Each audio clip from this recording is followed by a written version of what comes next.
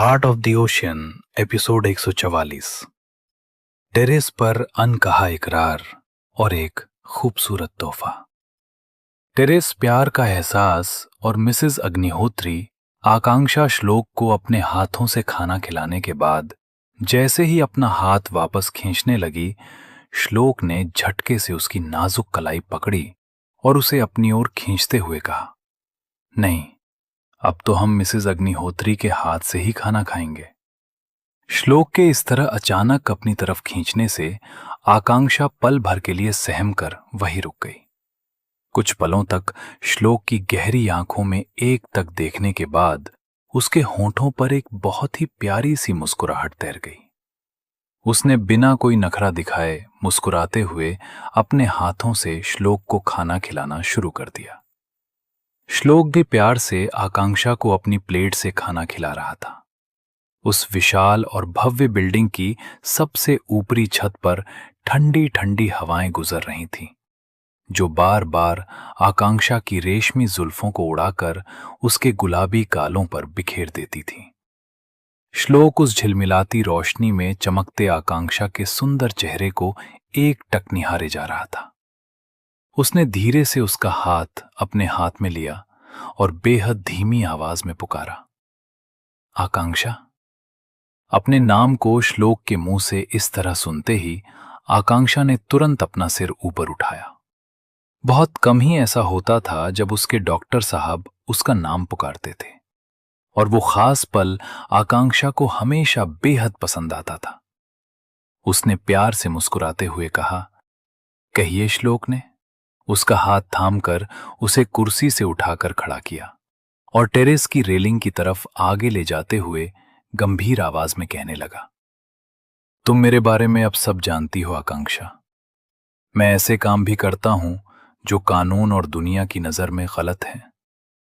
आकांक्षा ने श्लोक की आंखों में सीधे देखते हुए पूरे यकीन से कहा, गलत वो नहीं है जो आप करते हैं डॉक्टर साहब, गलत वो है जो अतीत में आपके साथ हुआ था। मैं जानती हूं कि ये बातें आपको दुख पहुंचाती हैं, पर अपनी मम्मी पापा और अपनी फैमिली से अलग रहने का दर्द क्या होता है, ये मैं बहुत अच्छे से समझती हूं। श्लोक उस मासूम लड़की को देखता ही रह गया, जो उस पर अपनी आंखें बंद करके इतना अटूट विश्वास करती थी। श्लोक से रहा नहीं गया। उसने खींचकर आकांक्षा को अपने सीने से लगा लिया और कसकर गले लगाते हुए बोला, थैंक यू मुझे इतना सब कुछ देने के लिए। मुझे इस कठोर श्लोक अग्निहोत्री से फिर से तुम्हारा वही डॉक्टर साहब बनाने के लिए। ये कहते हुए श्लोक की मजबूत पकड़ आकांक्षा की कमर और पीठ पर कसती जा रही थी। उसकी इस कसक से आकांक्षा को हल्का सा दर्द महसूस हुआ, और तभी अचानक उसे एहसास हुआ कि उसने इस समय क्या पहना हुआ है। शर्म का एहसास और श्लोक की शरारत, आकांक्षा ने तुरंत झिझक कर श्लोक को खुद से थोड़ा दूर किया और चौंक कर अपने आप को ऊपर से नीचे तक देखने लगी। जैसे ही उसने अपनी ड्रेस को अच्छे से देखा, उसका पूरा चेहरा शर्म से तमतमाकर लाल हो गया। उसने जो शॉर्ट वाइट ड्रेस पहनी हुई थी, वो उसकी जांघों तक ही आ रही थी, और उसका ऊपरी हिस्सा भी बहुत ज्यादा रिवीलिंग था। यह कहना बिल्कुल गलत नहीं था कि वो ड्रेस के नाम पर महज एक छोटा सा कपड़ा ही लग रहा था। आकांक्षा श्लोक को अपने सामने पाकर और उसके दिए हुए इस आलीशान सरप्राइज को देखकर अब तक इतनी ज्यादा एक्साइटेड थी कि वो ये ध्यान देना ही भूल गई थी कि वो किस बोल्ड ड्रेस में खड़ी है। उसने जल्दी से अपने दोनों हाथों से अपनी चेस्ट को कवर किया और घबराकर अपना मुंह दूसरी तरफ घुमाकर खड़ी हो गई। श्लोक कब से अपने सीने पर हाथ बांधे उसकी इस प्यारी और मासूम हरकत को देख रहा था। जब उसने देखा कि वो किस तरह शर्माकर पीठ फेरे खड़ी है, तो वो चुपके से उसके पीछे पहुंचा। उसने पीछे से आकांक्षा को बाहों में घेरा और उसके लाल हो चुके कान के पीछे एक मखमली किस करते हुए फुसफुसाया, क्या छुपा रही हो जान? तुम्हें क्या लगता है तुम मुझसे क्या छुपा सकती हो? वैसे मैं कहना भूल गया, तुम इस ड्रेस में बेहद हॉट लग रही हो। ये कहते ही श्लोक का एक हाथ आकांक्षा के गोरे पैरों के पास धीरे धीरे मूव करने लगा। आकांक्षा ने अपने कांपते हुए नाजुक हाथों से श्लोक के उस हाथ को रोकने की कोशिश की। इस अचानक हुए एहसास से उससे एक शब्द भी बोलते नहीं बन रहा था और उसके दिल की धड़कनें किसी तूफान की तरह बहुत तेज धड़क रही थीं।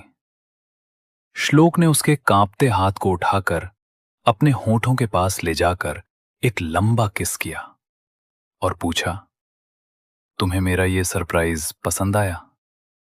आकांक्षा ने खुद को थोड़ा नॉर्मल किया, अपनी गहरी सांसें संभाली और उस जगमगाती खूबसूरत जगह को देखकर मुस्कुराते हुए कहा, हां, बहुत पसंद आया।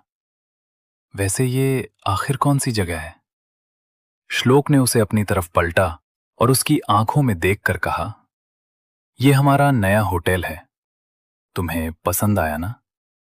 आकांक्षा ने एक बार फिर चारों तरफ देखा और दिल से कहा, बहुत ही ज्यादा खूबसूरत है।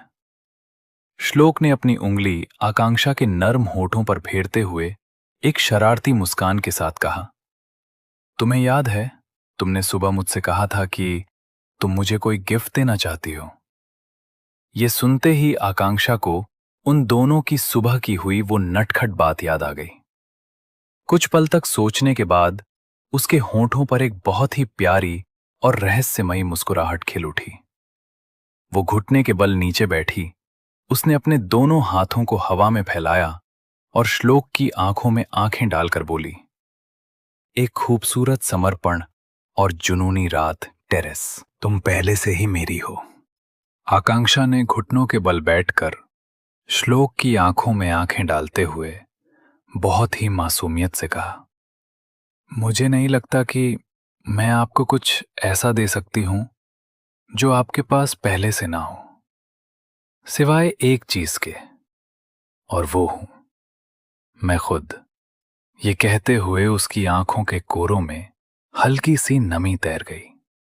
श्लोक चांद की रोशनी में नहाए उसके प्यारे और निष्पाप चेहरे को एक टक देख रहा था। उसने एक पल की भी देरी नहीं की, वो तुरंत अपने दोनों घुटनों के बल उसके पास बैठा।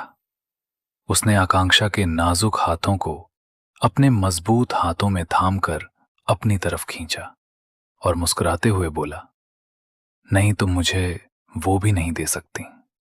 आकांक्षा ने हैरान और उलझन भरी नजरों से श्लोक की तरफ देखा।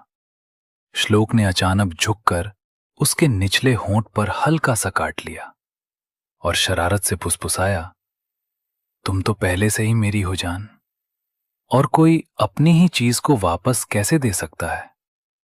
श्लोक के इस अप्रत्याशित स्पर्श से आकांक्षा के गाल एकदम गुलाबी हो गए।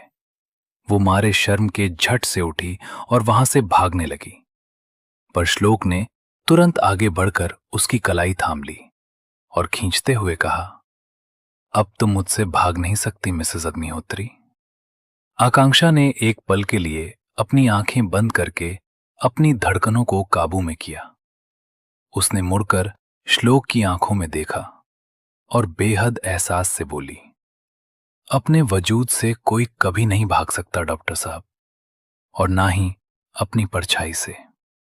आप मेरा वो सब कुछ हैं। ये कहते ही उसने आगे बढ़कर अपने दोनों हाथ श्लोक के गले में डाले, अपने पंजों के बल थोड़ा ऊपर उठी और श्लोक के होठों पर एक गहरा किस कर लिया। श्लोक ने बिना वक्त गवाए तुरंत उसकी पतली कमर को अपनी बाहों में जकड़ लिया और उस किस को और भी ज्यादा गहरा और जुनूनी बना दिया। कांच का महल और श्लोक के इरादे। आकांक्षा उस मदहोश कर देने वाले आलिंगन में इतनी खो चुकी थी कि उसे पता ही नहीं चला कि श्लोक उसे किस करते करते कब एक बेहद खूबसूरत और आलीशान कमरे के अंदर ले आया।